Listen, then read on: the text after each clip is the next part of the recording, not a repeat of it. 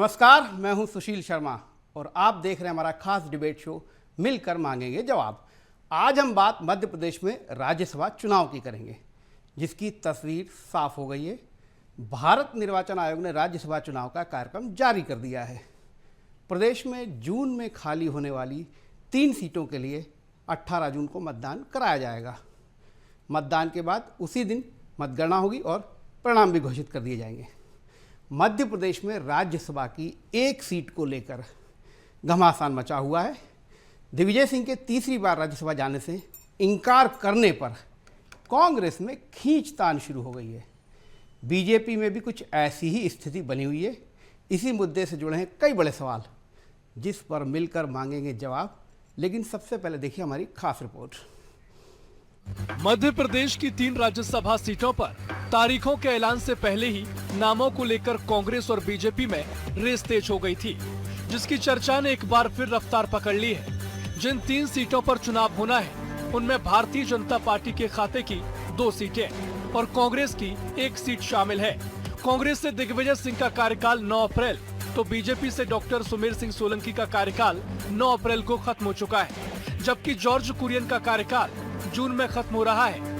दिग्विजय सिंह की बात करें तो उनकी ना ने किसी दूसरे नेता को मौका मिलने का रास्ता साफ कर दिया है। 2 बार से राज्यसभा सांसद दिग्विजय सिंह ने तीसरी बार राज्यसभा जाने से साफ इनकार कर दिया। इसकी जानकारी उन्होंने हाईकमान को भी दी है। मैंने मेरी पार्टी से यही अनुरोध किया है कि मैं सेकंड टर्म के बाद थर्ड टर्म नहीं लेना चाह रहा हूं, लेकिन इसका मतलब ये नहीं है कि मैं कांग्रेस के लिए काम नहीं करूंगा, पार्टी के लिए काम नहीं करूंगा। पार्टी का काम तो जीवन के आखिरी सांस तक करेंगे। बात यही है कि पार्टी कहाँ मुझे काम सौंपती है, ये तो पार्टी पर निर्भर करता है, पार्टी नेतृत्व काम निर्भर करता है, एआईसीसी और प्रदेश कांग्रेस पर निर्भर करता है। राज्यसभा सीट पर कांग्रेस के दावेदार कमलनाथ, जीतू पटवारी, अरुण यादव, अजय सिंह। राज्यसभा सीट पर बीजेपी के दावेदार नरोत्तम मिश्रा, सुरेश पचौरी, लाल सिंह आर्य, विनोद गोटिया, अरविंद भदौरिया, रामनिवास रावत। मध्य प्रदेश में राज्यसभा की कुल 11 सीटें हैं। इनमें से 3 पर कांग्रेस का कब्जा है, जबकि 8 पर बीजेपी का। कांग्रेस में दिग्विजय सिंह के बयान के बाद सब कुछ क्लियर हो गया है, लेकिन बीजेपी में अभी तस्वीर साफ नहीं है। पार्टी सूत्रों की माने तो इस बार सुमेर सिंह सोलंकी को राज्यसभा जाने का मौका नहीं मिलेगा, जबकि जॉर्ज कुरियन एक बार फिर राज्यसभा जाएंगे। सुमेर सिंह सोलंकी को लेकर आ रही खबरों के बाद कांग्रेस की तरह बीजेपी में भी उठापटक शुरू हो गई है।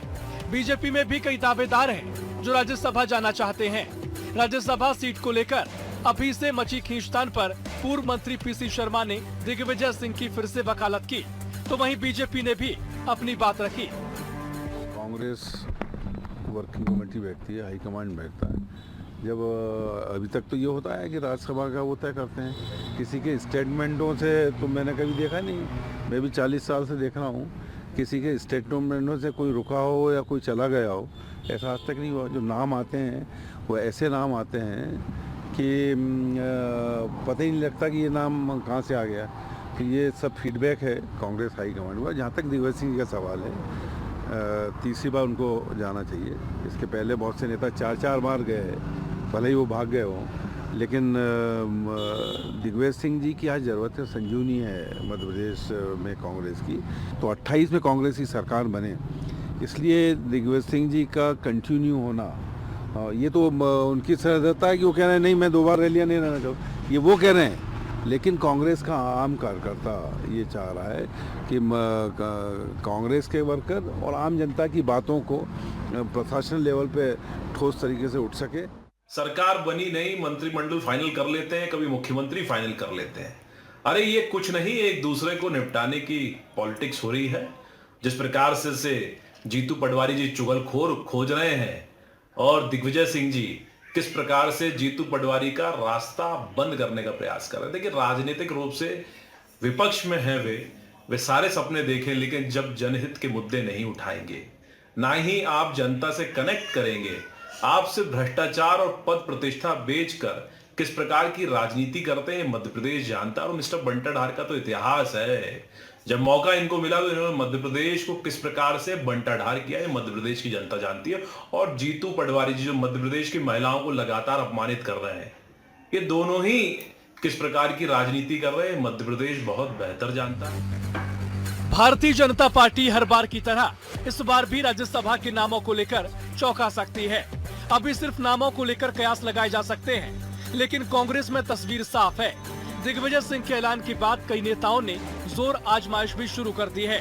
राजनीतिक गलियारों में चर्चा ये भी है कि दिग्विजय ने भले ही अपना नाम पीछे कर दिया है, लेकिन उनकी प्रेशर पॉलिटिक्स जारी है। मनोज राठौर, BSTV, भोपाल। राज्यसभा यानी संसद का उच्च सदन। वैसे इस सदन के चुनाव में सब कुछ सेट रहता है। सेट इसलिए कि विधायक और के वोट तय करते हैं, तो सभी पार्टियों के अपने अंक गणित बहुत फिक्स होते हैं। लेकिन मध्य प्रदेश का अगर आप पिछले कुछ वर्षों का इतिहास देखें तो राज्यसभा चुनाव में उलटफेर या फिर क्रॉस वोटिंग भी एक बड़ा कारण बनती रही है। इसीलिए अब जो 3 सीटों पर चुनाव होना है वह इसी मशक्क़त को देखा जा सकता है। बहरहाल हम इसी पर चर्चा करेंगे। हमारे साथ एक खास पैनल मौजूद है। मेरे साथ ऑनलाइन जुड़े हुए हैं भाजपा प्रवक्ता वैभव शुक्ला, कांग्रेस के प्रवक्ता यशवंत सिंह चंदेल और वरिष्ठ पत्रकार राजनीतिक विश्लेषक रमेश शर्मा जी।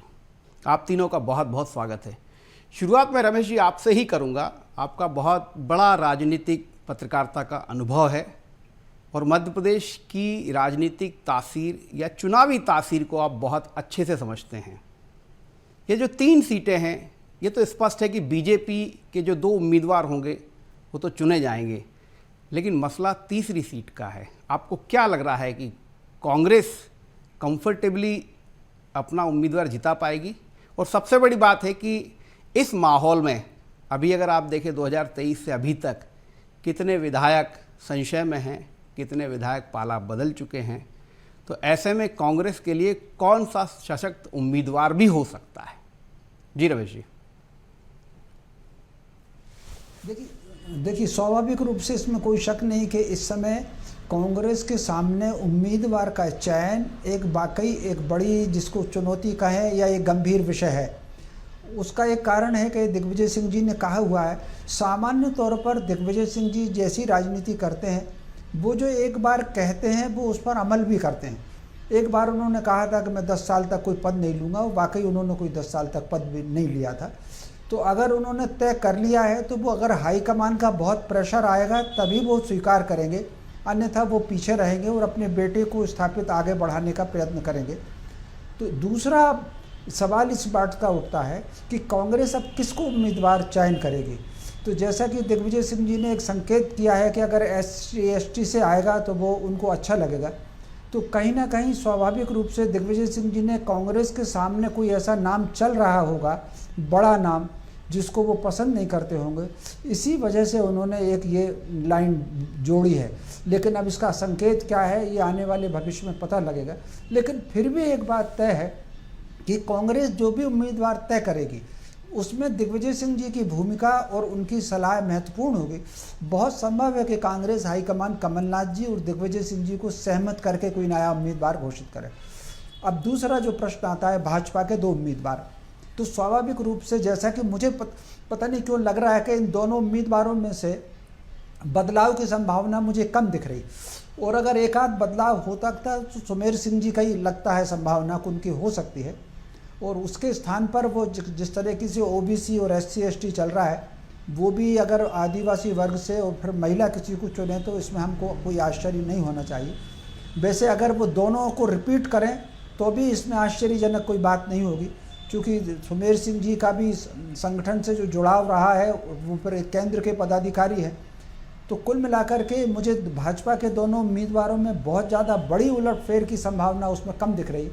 और अभी अगर सीटों का गणित हम देखें तो मुझे भाजपा के दोनों क्लियर और कांग्रेस का एक क्लियर दिख रहा है। कांग्रेस इसमें आगे चलकर, भाजपा इसमें आगे चलकर के तीसरी सीट के लिए टांग फंसाएगी, इसका मुझे थोड़ी सी अभी संभावना कम दिख रही है। लेकिन फिर भी ये कहा नहीं जा सकता। भाजपा में अगर, कांग्रेस में अगर कोई बहुत बड़ा नेता जो 10-12 विधायकों को तोड़ सकता हो, ऐसा चेहरा सामने आया तो ही भाजपा इस पर विचार बनाएगी, अन्यथा मुझे लग रहा है 2+1 जो चल रहा है वही चलेगा। जी वैसे रमेश जी, भाजपा की रणनीति को देखते हुए संभावनाओं को मुझे लगता है नकारा जाना चाहिए। भाजपा अपनी रणनीति अलग तरीके से बनाती है और जिसकी जानकारी आखिरी समय तक किसी को नहीं होती है।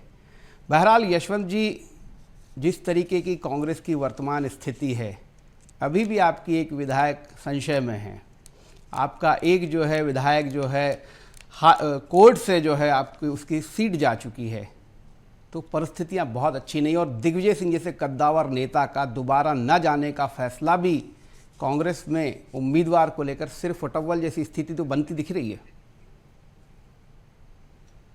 देखिए सुशील जी, पहले तो मैं आपको और आपके समस्त दर्शकों को नमस्कार करता हूं। और अभी जैसा आपने कहा, देखिए कांग्रेस में किसी भी प्रकार की फुटबॉल नहीं है। कांग्रेस पूरी एकजुट है। जीतू पटवारी जी, आदरणीय दिग्विजय सिंह जी, आदरणीय कमलनाथ जी, जितने भी कांग्रेस के नेता हैं, ये सभी एकजुट हैं और कांग्रेस पूरी तरह से ये सीट जितवाएगी। सीट फुटबॉल तो भाजपा के अंदर मचा हुआ है, क्योंकि ये क्रोनी कैपिटल के मालिक हैं।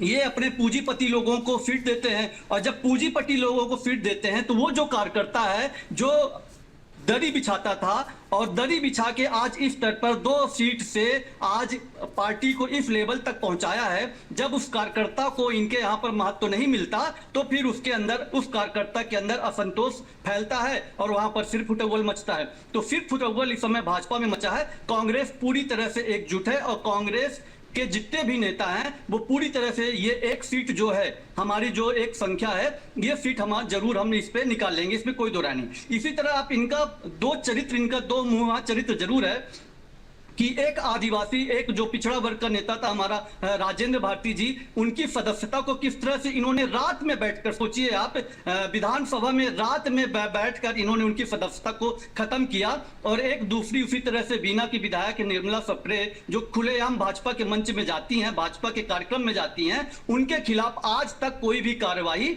इनके द्वारा नहीं की गई है। लेकिन इसके बावजूद भी हमारी बाकी जो भी विधायक हैं, हमारी पूरी कांग्रेस पार्टी एकजुट है। और आप ये देखिए, पार्टी चेहरा कोई भी हो, कैंडिडेट कोई भी हो, लेकिन हमारी सीट 100% हम कांग्रेस ये राज्यसभा की सीट निकाल के लेके आएगी।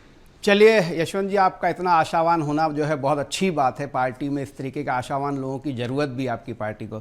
पर एक बात है, गुटबाजी ठीक है, बीजेपी में भी है, कांग्रेस में भी है, सभी दलों में होती है, लेकिन बगावत जो है वो कांग्रेस में ज़्यादा देखने को मिलती है। बहरहाल वैभव जी, मैं आपसे समझना चाहूँगा कि स्वाभाविक रूप से 2 सीटें खाली हो रही है, आपके यहाँ भी उम्मीदवारों की लाइन है, दावेदारों की लाइन है, किसका दावा मजबूत दिखाई दे रहा है?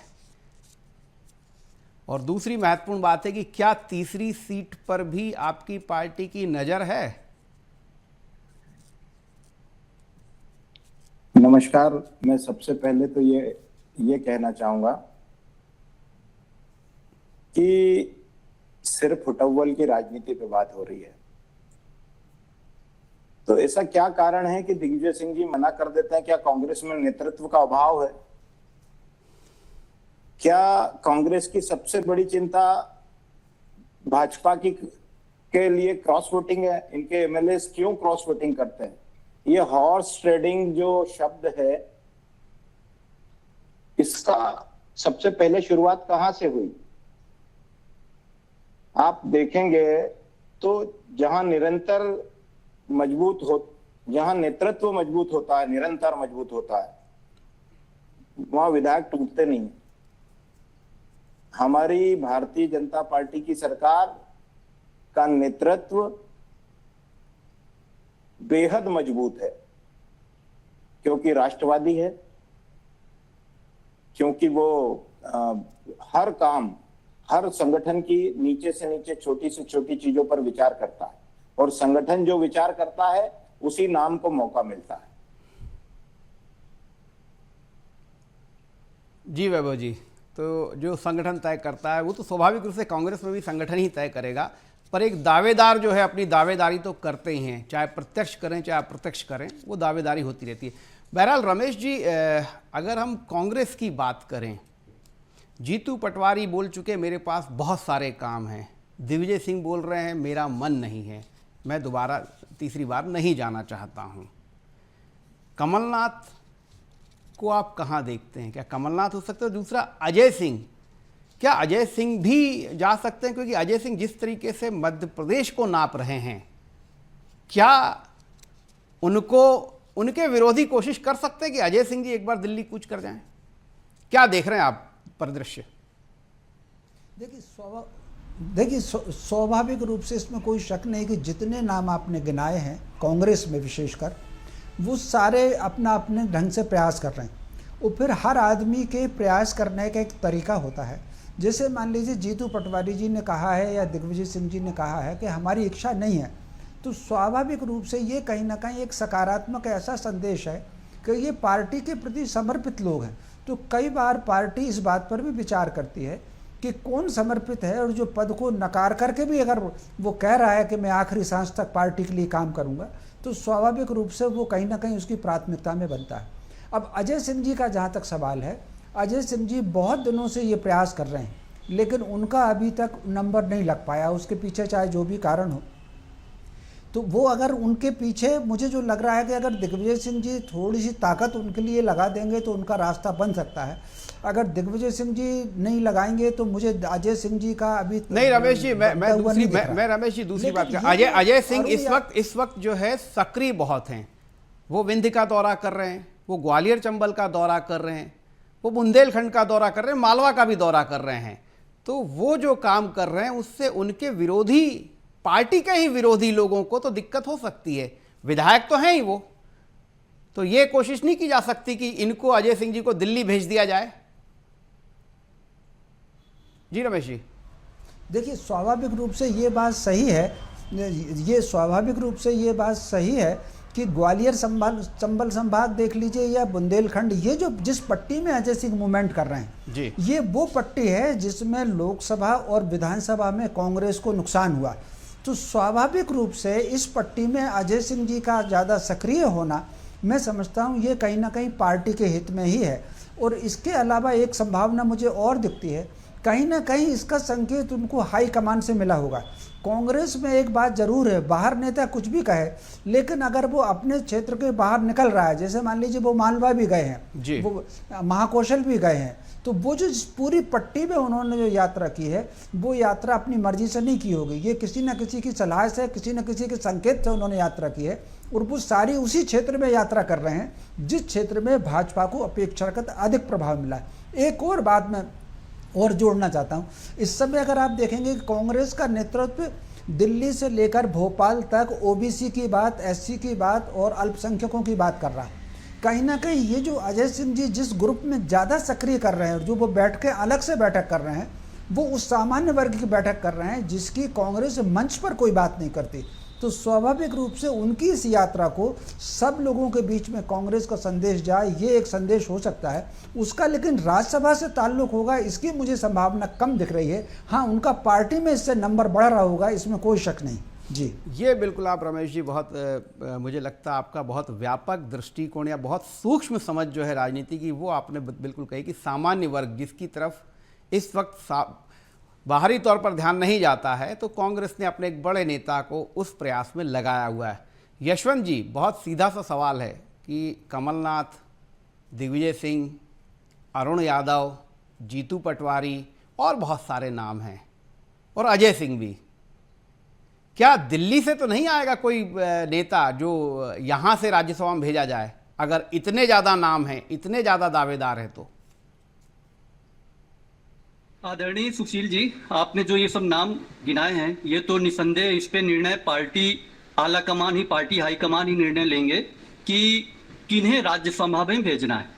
लेकिन जैसा आपने बात की आदरणीय अजय सिंह जी की कि वो हर क्षेत्र में एक्टिव हैं, तो आदरणीय अजय सिंह जी 7 बार के विधायक हैं, पूर्व नेता प्रतिपक्ष रह चुके हैं, पूर्व मंत्री भी रहे हैं। निसंदेह पूरे प्रदेश में उनका नेटवर्क है और उससे पार्टी को कहीं ना कहीं मजबूती मिलेगी, संबल मिलेगा। पर उनके विरोधी तो कमजोर होंगे ना, उनके विरोधी पार्टी में उनके जो विरोधी हैं वो तो कमजोर होंगे ना, इनका अगर विस्तार होगा, ये अगर क्षेत्र में पूरे घूमेंगे तो। जी सुशील जी, हमारे जो भी विरोधी थे कांग्रेस में, अब वो सब भाजपा में चले गए हैं। कांग्रेस अब विरोधियों की पार्टी नहीं रह गई। अब हमारा केवल एक उद्देश्य है, किसी तरह से 2028 में हम अपनी सरकार को लेके आए, और निसंदेह हमारी सरकार 2028 में बन रही है। कांग्रेस का एक नीचे स्तर का कार्यकर्ता भी यही सोच रहा है कि अब हमको किसी तरह से अपनी सरकार बनानी। जो भी विरोधी, जो भी गुटबाजी, जो भी ये था, ये सब अब भाजपा की बातें हैं। कांग्रेस जीतू पटवारी जी के नेतृत्व में एक सुर ताल में कांग्रेस काम कर रही है। वैभव जी, कांग्रेस के में तो जितने विरोधी थे वो आपके पाले में आ चुके हैं, अब ये आपके सिरदर्द हैं। आप देखिए आपके यहाँ की गुटबाजी। यशवंत जी इशारों में यही बात कहना चाह रहे हैं। यशवंत जी को मैं कहना चाहता हूं कि पार्टी खुद स्वयं विधायक क्यों छोड़ रहे हैं, एक ये उत्तर दें। वो बीजेपी हमेशा स्टेट में चुनाव जीत के मैदान में आती है। रिजल्ट आप बताएं कि आपके सरकार में रिजल्ट क्या रहा। इतना सब करने के बाद में कड़े कहाँ हूं आप? कभी समीक्षा कीजिए कि दिग्विजय सिंह जी जैसे नेता पीछे हट रहे हैं, तो नेतृत्व का अभाव तो साफ तौर पर नजर आ रहा है। और हमारे देश की सरकार, हमारे देश के प्रधानमंत्री, हमारे देश के गृह मंत्री, हमारे मुख्यमंत्री जी माननीय मोहन यादव जी, माननीय प्रदेश अध्यक्ष जी ऐसी योजनाएं और इस प्रकार के काम स्टेट में कर रहे हैं कि अन्य दलों के विधायक प्रभावित होते हैं। इस उनकी कॉन्स्टिट्यूंसी में उनको भी जनता को जवाब देना होता है, और वो इससे प्रभावित होके अपना निर्णय बदलते हैं। जी ठीक है वैभव जी। रमेश जी, फाइनल कमेंट, चूंकि आपने एक बात और कही थी कि नारी शक्ति, नारी वंदन अधिनियम के बाद जो है भाजपा की पारिस्थितिकी जो है थोड़ी बदली हुई सी है। हालांकि राज्यसभा में जहां तक मैं समझ पा रहा हूं 2 अभी महिला नेता हैं बीजेपी की जो राज्यसभा में हैं। आपको लग रहा है कि तीसरा दावेदार भी महिला हो सकती, क्योंकि 33% का प्रतिशत हो जाएगा? दूसरा, क्या कांग्रेस से भी आपको मीनाक्षी नटराजन या किसी महिला नेत्री का भविष्य दिखाई दे रहा है? जवाब में देखिए इसमें कोई शक नहीं कि अगर इन 3 में से भाजपा या कांग्रेस किसी महिला का चयन कर ले तो कोई आश्चर्य नहीं होगा जी। हालांकि भाजपा में मेरे ख्याल से अभी 2 या 3 महिलाएं हैं, 8-9 जितने राज्यसभा सदस्य हैं। कविता पाटीदार और सुमित्रा वाल्मीकि में से कोई एक चीज अगर बदला जाएगा, जी हाँ, तो इसमें से अगर बदला जाएगा तो मैं समझता हूँ एक आध महिला भाजपा ले भी सकती। इस आशंका, इस संभावना से बिल्कुल इनकार नहीं किया जा सकता। अगर इन 2 में से कोई एक बदला तो महिला हो सकती है, ये बहुत प्रबल संभावना है इसकी। जी, आप तीनों का बहुत बहुत धन्यवाद। कुल मिलाकर राज्यसभा का चुनाव मध्य प्रदेश में बहुत महत्वपूर्ण इसीलिए हो गया, जैसा कि मैंने पहले भी कहा था, कि जो अंक गणित है उस अंक गणित पर भाजपा की भी नज़र है। स्वाभाविक रूप से यदि भाजपा रणनीति पर काम करेगी तो तीसरी सीट, जो कि अभी आंकड़ों के, विधायकों की संख्या के आधार पर कांग्रेस के लिए बहुत आसान है, मुश्किल भी हो सकती है। आज के लिए बस इतना ही। कल फिर मिलेंगे किसी नए मुद्दे के साथ। तब तक के लिए नमस्कार।